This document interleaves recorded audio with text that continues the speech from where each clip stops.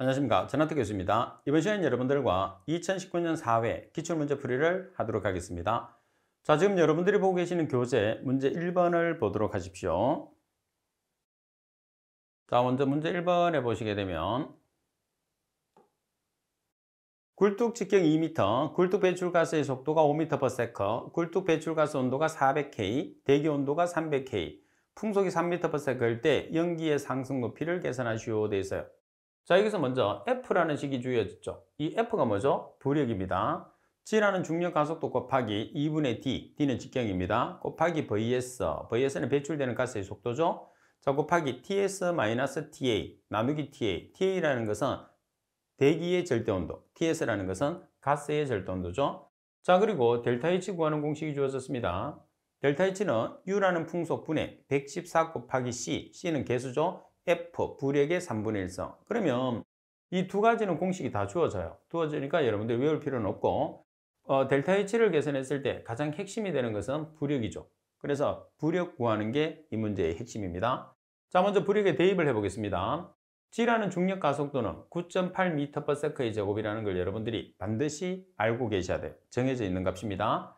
자, 그리고 D라는 직경이 얼마죠? 2m. 그래서 D라는 직경이 2m. 그래서 2분의 2m의 제곱. 그리고 배출되는 가스의 속도가 5m/s입니다. 자, 그리고 대기의 절대온도가 400K. 가스의 절대온도가 400K. 대기의 절대온도가 300K. 그래서 TS가 400K. 그리고 TA가 300K가 되는 거죠. 따라서 대입을 하시면 자, 이렇게 16.3333 미터의 4승 세크의 3승이 나왔어요. 그러면 델타 H에 우리가 대입을 하잖아요. 델타 H에 대입을 했을 때 F라는 값이 여기서 계산된 값을 대입을 해요. 그 다음에 C라는 값은 지금 얼마죠? C라는 값은 지금 1.58로 주어졌어요. 그리고 U라는 풍속은 3m/s. 따라서 대입을 해서 여러분들이 계산을 하시면 최종적으로 연기의 상승고 델타 H가 얼마가 나오느냐면 152.33m라는 값이 나오죠. 자, 그래서 이 문제는 별 내용은 없어요. 단지 부력을 계산을 해서 여러분들이 델타 H를 계산하니까 복잡하게 보일 뿐이지 실제로 계산하면 아주 간단하게 빠르게 풀 수 있습니다. 자, 그리고 문제 2번을 보도록 하겠습니다. 자, 문제 2번에 보시게 되면 다음 오염물질 중에서 수상기를 포함하고 있는 것은 수상기라는 것은 OH를 이야기를 하는 거죠. 자, 그럼 먼저 클로로포름이라는 것은 CHCl3입니다. 그리고 벤젠은 C6H6, 그리고 메틸 메르캅탄이라는 것은 CH3SH, 그리고 페놀이라는 것은 C6H5OH죠. 따라서 수상기는 OH를 이야기하니까 수상기를 가지고 있는 것은 라븐의 페놀이 정답이 됩니다. 자, 그리고 여러분들 3번 문제를 보시게 되면 먼지 농도가 160 마이크로그램/미터의 삼성이고 상대 습도가 70%인 상태의 대도시에서의 가시거리는 몇 킬로미터인가? 단 A는 1.2라고 그랬어요. 자, 여기서 가시거리가 킬로미터면 그리고 농도지는 마이크로그램/미터의 삼성이 되죠. 그리고 가시거리가 미터가 되면 농도지의 단위는 미리그램/미터의 삼성이 되는 거예요.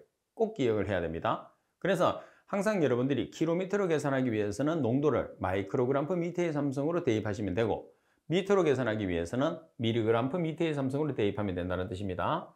자, 지금은 여러분들 킬로미터로 계산을 하고 농도의 단위가 마이크로그램/미터의 삼성이 주어졌어요. 그대로 대입하시면 됩니다. 자, 10의 삼성 곱하기 A라는 값은 1.2죠. 그리고 농도지는 160 마이크로그램/미터의 삼성. 따라서 계산하시면 7.5km가 나오죠. 그래서 간단하면서도 자주 나오는 공식이기 때문에 반드시 우리가 기억을 해 주셔야 됩니다. 자, 그리고 4번 문제를 보도록 하겠습니다. 4번에 보시게 되면 일반적으로 냄새의 강도와 농도 사이에 성립하는 법칙으로 가장 적합한 것을 찾으시오 그랬어요. 자, 냄새에 관계되는 것은 웨브 페이너 법칙이라고 그러죠. 따라서 웨브 페이너 법칙은 나번이 정답. 그리고 문제 5번. 자, 문제 5번에 보시면 교토의 정서에 2020년까지 연장 및 한국의 녹색 기후 기금 유치를 인준한 당사국 회의의 개최 장소를 묻는 문제죠. 자, 어디서 개최했느냐 하면 카타르, 도하에서 이루어졌습니다. 따라서 카타르, 도하, 라번이 정답. 그리고 6번. 자, 문제 6번에 보시게 되면 다음 중에서 무색의 기체로 자극성이 강하며 물에 잘 녹고 살균 방부제로 이용되고 단열재, 피혁제조, 합성수지 제조 등에서 발생되고 실내 공기를 오염시키는 물질이라고 그랬어요. 자, 무색입니다. 그리고 자극성이 강해요. 그리고 물에 상당히 잘 녹습니다. 자, 그러면 이 정도로 봐도 우리가 알 수 있는 거죠. 그리고 또 실내 공기를 오염시키는 물질이라고 그랬죠. 그래서 폼알데하이드라는 것을 알 수가 있어요. 가번이 정답. 자, 그리고 문제 7번에 보시게 되면 자, 오존층 보호를 위한 오존층 파괴 물질의 생산 및 소비 감축에 관한 내용의 국제 협약으로 가장 적절한 것을 찾으시오 그랬어요. 자, 바젤 협약이라는 것은 국가 간의 대기오염 물질의 이동을 규제한 겁니다. 그리고 리우스넨이라는 것은 우리가 환경과 개발에 관계되는 회의죠. 그리고 그린피스 협약이라는 것은 해양 보호에 관계되는, 요즘 보면은 뭐 거북이가 플라스틱을 먹고 비닐을 먹고 소화불량해서 폐사된다든지 그런 관계되는 내용이죠. 자, 그리고 오존층에 관계되는 것은 몬트리올 의정서가 정답이 됩니다. 라번이 정답. 자, 그리고 여러분들 오존층 보호는 몬트리올뿐만 아니고 비엔나 그리고 런던 협약 꼭 기억을 해야 됩니다. 자, 그리고 8번에 보면 다음 중에서 2차 오염 물질로 볼 수 없는 것은, 자, 2차 오염 물질로 볼 수 없는 거. 자, 갑은 이산화황이 대기 중에서 산화 반응을 해서 3산화황이 되는 경우, 그리고 이산화질소의 광화학 반응에 의해서 1산화질소가 생성되는 경우, 그리고 질소 산화물의 광화학 반응에 의해서 원자성 산소와 대기 중의 산소가 결합해서 생성되는 오존, 그리고 석유 정제 시 수소 첨가에 의해서 생성된 황화수소. 자, 여기서 여러분들이 2차성 오염 물질이 만들어지려고 하면 산화 반응, 광분해 반응, 광화학 반응 중에서 하나가 이루어지면 돼. 반면에 우리가 환음 반응이라는 것은 1차성 물질이 형성되는 거죠. 그래서 H2S는 반드시 1차성 물질이다 이렇게 얘기를 했죠. 따라서 정답은 라번이 정답. 자, 그리고 9번 문제를 보도록 하겠습니다. 9번에 보시게 되면 파노스키에 따른 리차던 선수의 크기와 대기의 혼합 간의 관계로 옳지 않은 것을 찾으시오 그래서요. 자, 가번에 보면 리차던 선수가 제로에 접근하면 분사는 어떻게 되죠? 분사는 줄어드는 거죠. 그리고 리차던 선수가 제로가 되면 뭐가 이루어지는 거죠? 기계적 난류만 존재하게 되는 거예요. 자, 그리고 리차던 선수가 0.25보다 작으면 수직 방향의 혼합은 없어지고, 그리고 리차던 선수가 0.2보다 크게 되면 수직 혼합이 최대가 되고 수평 혼합은 없다고 그랬어요.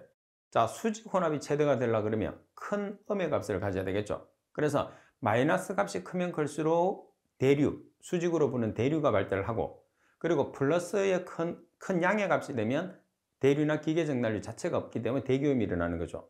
그 다음에 제로 쪽으로 갈수록 리차던 선수가 마이너스 값에서 제로 쪽으로 갈수록 대류는 약해지고 기계적 난류만 존재하는, 기계적 난류가 지배적인 그런 상황이 되는 거예요.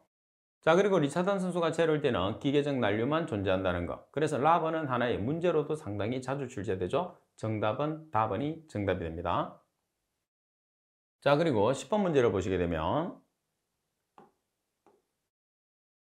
다음 대기오염 물질 중에서 혈관 내 용해를 일으키며 3대 증상으로는 복통, 황달, 비뇨이며 급성 중독일 때에는 활성탄과 하재를 투여하고 구토를 유발시키는 것은, 자, 여기서 가장 핵심은 뭐냐면 복통과 황달과 비뇨를 일으킨다는 거죠. 그래서 여러분들이 이 세 가지를 가지고 답하고 연관을 지어 놓는 거예요. 그래서 복통이나 황달이나 비뇨를 일으키는 것은 비소가 되는 거죠. 비소가 A였습니다. AS. 나번이 정답. 자, 그리고 11번 문제를 보시게 되면 로스앤젤레스 서머거 사건에서 시간에 따른 광화학 서머거 구성 성분 변화 추이 중 가장 늦은 시간에 하루 중에서 최고 농도를 나타내는 것을 찾으시오 그랬어요. 그러면 지금 내용으로 봤을 때 하루 중에 가장 빠른 시간에 나타나는 것은 1차성 물질이에요. 그 다음 그 1차성 물질이 태양의 자외선을 받아서 광화학 반응을 통해서 만들어지는 물질이 2차성 물질이 되는 거죠. 따라서 지금 설명하고 있는 내용은 1차성 물질이 아니라 2차성 물질이 되는 거죠. 따라서 보기 중에서 2차성 물질은 뭐가 있어요? 2차성 물질은 나번, 알데하이드가 있는 거죠. 실제로 알데하이드 1, 2차성 물질인데 주로 2차성으로 작용하게 됩니다. 자, 그러면 NO2는 아니냐 이렇게 생각할 수 있는데 이제 우리가 시간대로 봤을 때는 지금 여기서는 NO2는 1차성으로 작용한다고 봐야 됩니다. 1, 2차성 중에서도. 자, 그리고 여러분들 12번 문제를 보시면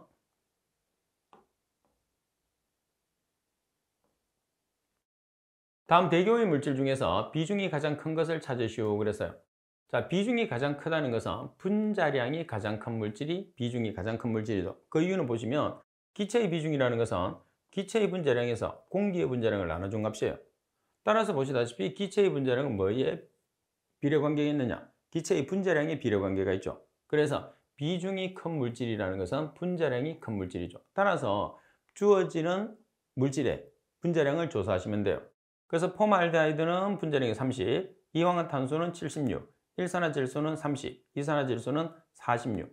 따라서 비중이 가장 큰 것은 분자량이 가장 큰 이황화탄소가 정답이 되는 거죠. 그래서 기체의 비중과 기체의 분자량의 상관관계에 의해서 문제를 푸는 경우가 되겠죠. 자, 그리고 13번 문제를 보시게 되면 지구상에 분포하는 오존에 관한 설명으로 옳지 않은 것은, 자, 여러분들 오존에 관계되는 문제는 시험에서 상당히 자주 출제되기 때문에 반드시 숙지를 해 주셔야 됩니다. 자, 오존량은 dob선의 단위로 표시하죠. 오존의 단위는 dob선입니다. 자, 1dob선은 지구 대기 중에 오존의 총량을 표준 상태 0도씨 1기압을 기준하죠. 자, 0도씨 1기압으로 우리가 환산했을 때 0.01cm에 상당하는 양이라고 그랬어요.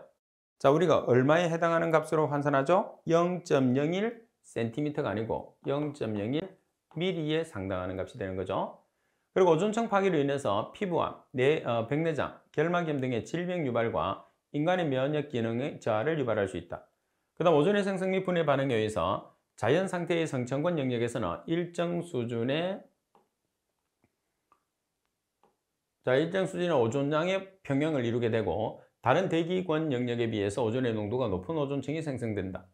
자, 그리고 랍은 지구 전체의 평균 오존 전량은 약 300dob선이지만 지리적 또는 계절적으로 그 평균값의 플러스 마이너스 50% 정도까지는 변화하고 있다 이렇게 돼 있죠. 따라서 잘못된 설명은 갑은.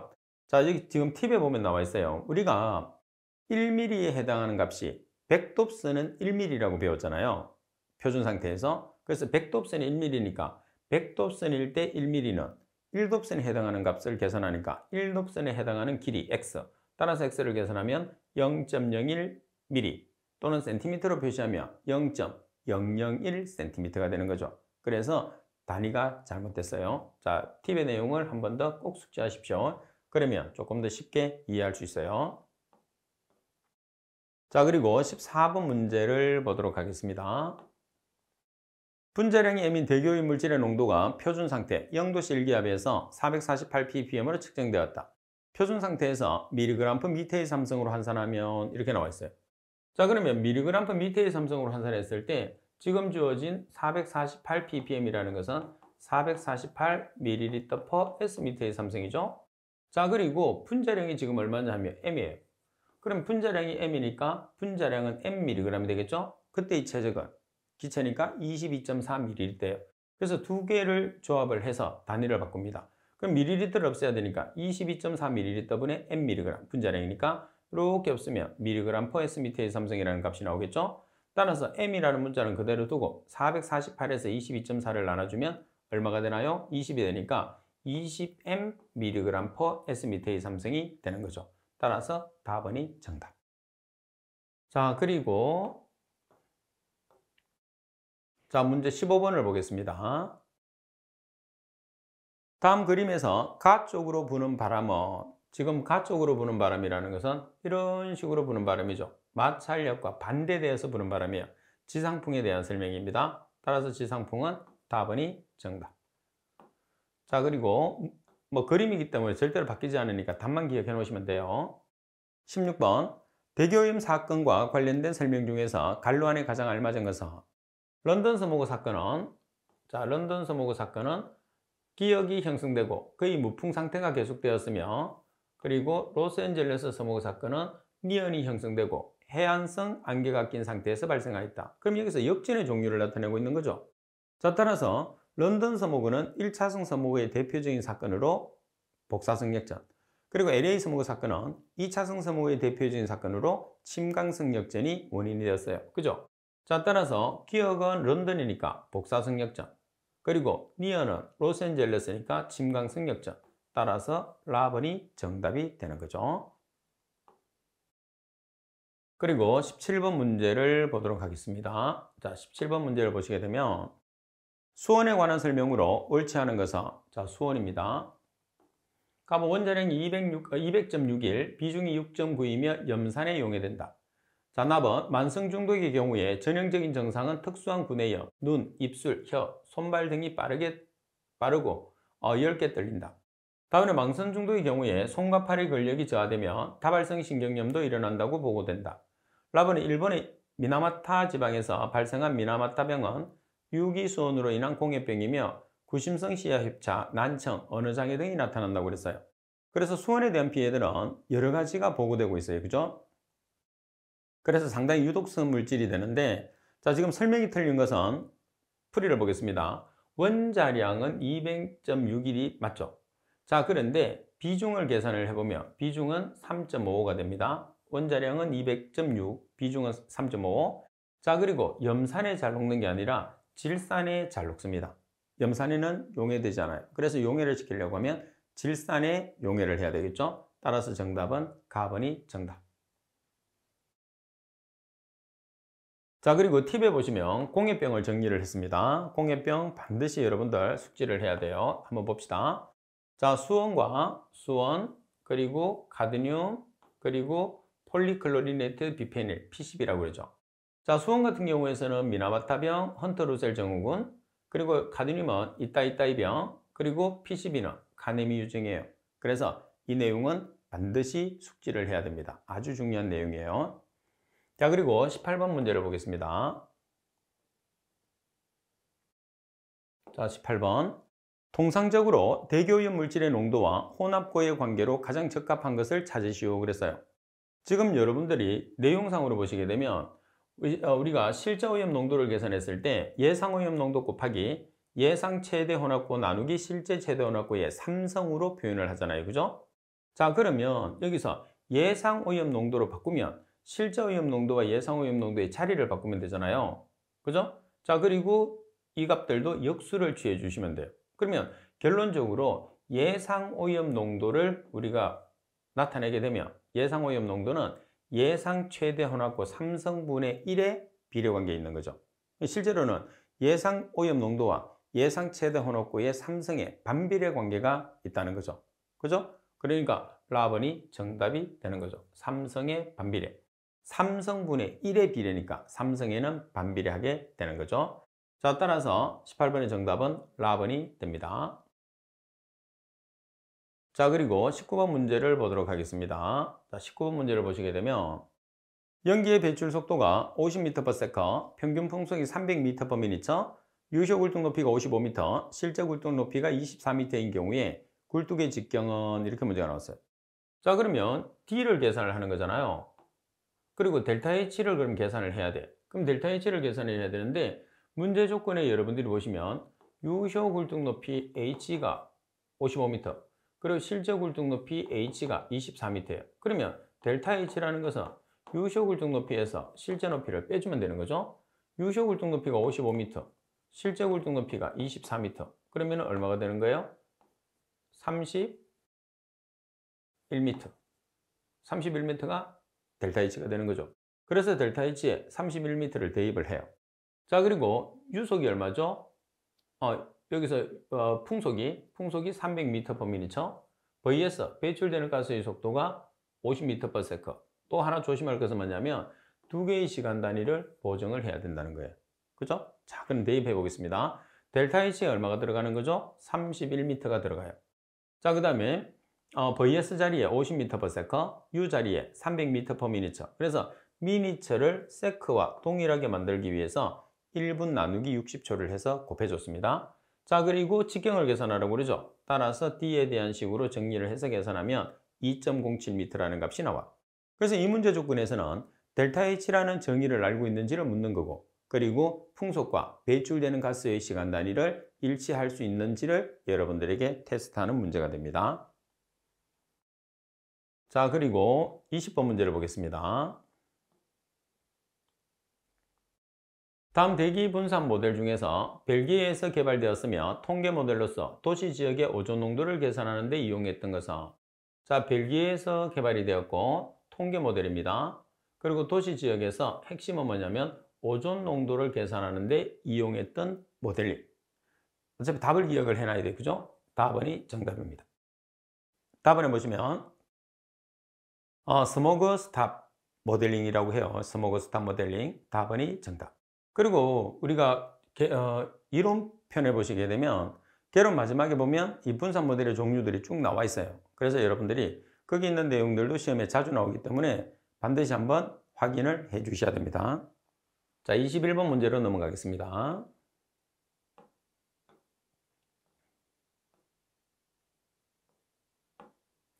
자, 21번 문제 보시면 대교육 공정시험 기준에서 정의하고 있는 기밀 용기에 관한 설명으로 옳은 것을 찾으시오 그랬어요.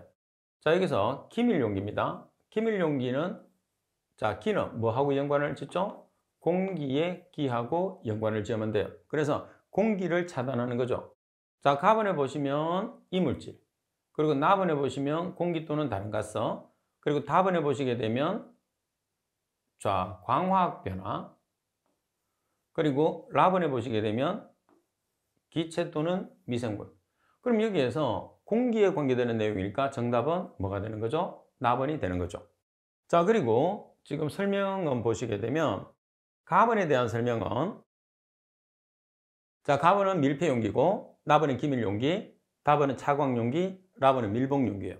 자, 여러분들이 기억했을 때 밀폐용기는 당연히 이물질이라는 것은 여러분들이 알고 계세요. 그죠? 자, 그 다음에 기밀용기의 기와 공기의 기를 연관을 지어 놓으셔야 돼요. 자, 그 다음에 밀봉용기의 미와 미생물의 미 연관을 지어 놓는 거죠. 자, 그 다음에 차광용기에서 광이라는 것은 광선을 의미하는 거죠. 그러면 여러분들이 가장 쉽게 구별할 수 있어요. 그리고 아무래도 시험에서 가장 많이 나올 수 있는 내용은 뭐냐면 밀폐용기입니다. 그래서 밀폐용기는 이물질이라는 걸 기억을 하시고, 주로 이제 헷갈리는 부분이 두 개예요. 기밀용기와 밀봉용기, 이 두 가지가 헷갈리거든요. 그래서 기밀용기의 기는 공기의 기와 연관을 짓고, 밀봉용기의 미는 미생물의 미와 연관을 지어서 우리가 혼돈이 오는 것을 사전에 막자, 그런 뜻입니다. 자, 그리고 여러분들 22번 문제를 보겠습니다.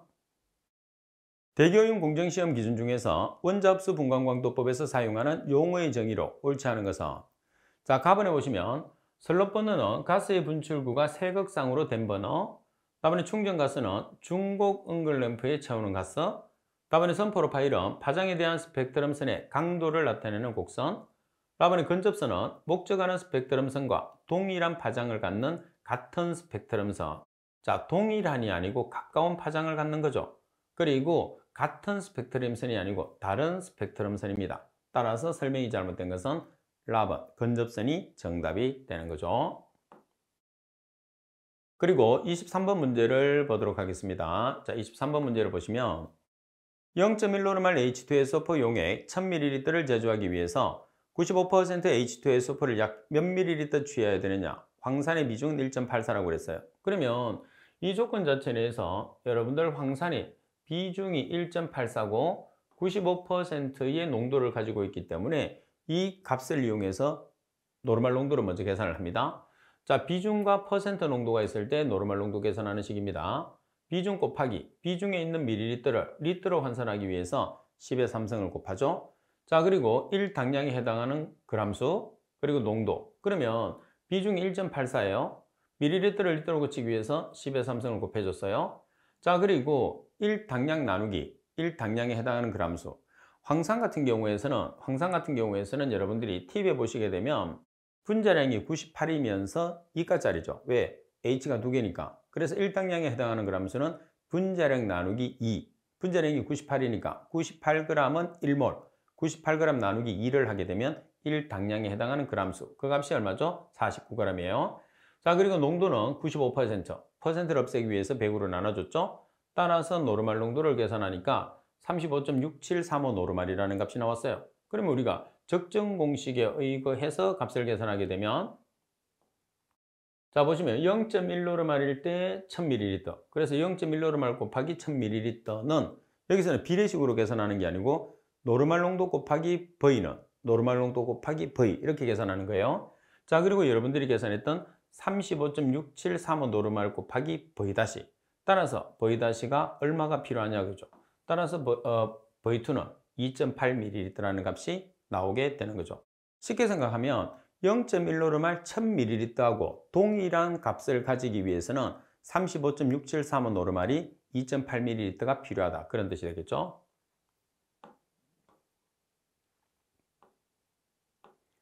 자, 그리고 24번 문제를 보도록 하겠습니다. 자, 24번 문제를 보시면 환경 대기 중에 아황산가스의 농도를 산전량 수동법으로 측정해서 다음과 같은 결과를 얻었다. 이때 아황산가스의 농도를 계산하시오 되어 있어요. 자, 적정에 사용된 0.01 노르말 알칼리 용액의 소비량이 0.2ml, 시료가스 채취량이 1.5m의 삼성입니다.